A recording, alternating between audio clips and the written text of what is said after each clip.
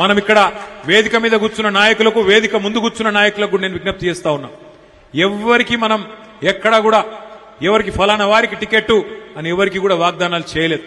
ఎవరు ఎక్కువ ఉరుకుతారో, ఎవరు ఎక్కువ తన్లాడతారో, ఎవరు ప్రజా సమస్యల విషయంలో ఎక్కువ పోరాటం చేస్తారో, ఎవరు గట్టిగా కార్యక్షేత్రంలో మెంబర్షిప్ చేస్తారో, ఎవరైతే గట్టిగా మరి ప్రజల కోసం నిలబడతారో, పార్టీ కోసం నిలబడతారో, కేవలం ఎమ్మెల్యే గారి చుట్టూ పెద్ద నాయకుల చుట్టూ కాదు, ప్రజల చుట్టూ తిరిగే నాయకులకు సర్వేల ఆధారంగానే మీకు టికెట్లు ఇస్తామని చెప్పి కూడా నేను విజ్ఞప్తి చేస్తా ఉన్నా. కాలేరు వెంకటేష్ గారిని మీరేమనొద్దు, ఆయనకు అందరూ మీరు కావలసిన వాళ్ళే. ఫలానా వాళ్ళ దగ్గర, ఫలానా వాళ్ళ దూరమని ఆయనకేముండదు.